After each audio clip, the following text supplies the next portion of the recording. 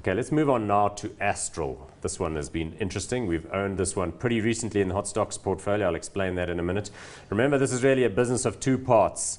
It's got a major poultry business with operations in the manufacturing of chicken, and I use that term because it really is like a production line. They've also got the retail brands like Early Bird and County Fair, but the other big part of the business is Meadow Feeds, because it's probably South Africa's largest player in feed manufacturing, which is where they take maize and all sorts of other grains and prepare them with all sorts of vitamins and other additives, and then sell them to farmers who use them to, I don't know, feed up cows and all sorts of other animals. You can tell I don't exactly have a farming background here.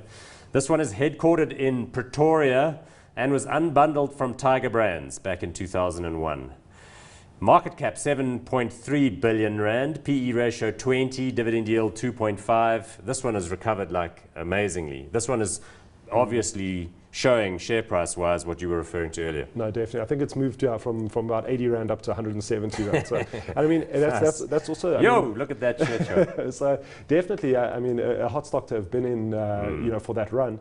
I mean, Astral took in that downturn, took a very different sort of view. I mean, I think what RCL did is they decided let's almost, you know, diversify away from the chicken so that we're not so focused on it. Astral just took it on head on, said we need tariffs, we need this, we need that, and really pushed it. You know, it's difficult for us to analyze because I mean the guy that looks at it for us is obviously Anthony Clark, and I mean he's been banned from Astral shareholder meetings for giving them such a negative review in 2012. I think there was phrases like clucking awful thrown around. How can you tell analysts they can't come to meetings? But interestingly, I saw his. I think he actually tweeted on Friday just saying that you know things are definitely changing for him because he's back in favour and management has asked him for a meeting. So I think it's good. I mean they definitely. I mean I think the management is very good there. I mean they've managed to turn the business around. That's Chris Schutte. Yeah, Chris Schutte, and I mean he's done very well, and I think the business is looking a lot better than it has. But again, that's coming from the sort of the fundamentals of the sector helping to buoy it. Yeah, so you're saying, I mean, they would be front and center benefiting from falling prices on the feeds business because all of that is just going to translate into margin opportunity for them. And then on the chicken side of the business, they'll be benefiting from the fact that the local producers are suddenly coming back into fore because of the problems with imports and the tariffs and so on.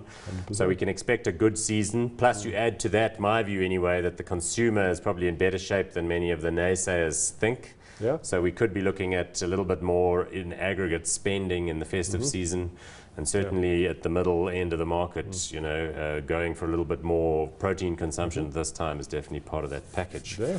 Okay, but the share price has already gone, that's it. You know, into orbit. It is starting to look a little bit full for us. So that's, I mean, you know, it would have been lovely to catch that run on the turnaround. But I mean, we did put out notes on it saying, you know, that we have changed our opinion from our 2012 review. But I mean, for now, I think the share price looking maybe a little bit too full. Well, look, I mean, we did have a peck at it twice in the Hot Stocks portfolio. Very, very nice. So, I mean, we got it while it was rising there, but I was always a bit, you know, kind of short on the trigger. And then most recently, we bought it after the trading update, but before the actual results. And then it popped higher again, and we took those gains. So I guess I think if you go, it's quite tempting though with this thing about the disease in Europe, because that's a real killer. I think you know you are, like you said, you're moving into the December period now, where you know traditionally this is where they're pumping out the highest volume. Now suddenly you've got and it's we're talking. I think they banned all imports from the 19th of November, so it's a very recent event as well. I don't think the share price has had enough time to react to it. I think they're going to have a very good Christmas season. You're going to see that filter into the results next year. You might get a kick up in the share price just as those results get confirmed next year. I'm not, as I stand here in my shoes, sure when their year end is, because now if they're releasing results in this month of November, that probably means they're a September reporting period, I think so, which means it would only really have new news from them in sort of March or thereabouts with the trading updates. It could be a little bit of a wait. We'll think about it. But we'll think about it. Okay, I'm going to go with hot. What are you thinking? Yeah, I'm also... Tricky one. It is a tricky one because I think it's a little bit full. So I'm going to go not hot, but like I know I can't go lukewarm on this show, so I'm going to go not hot. No, that's fair. That's well played.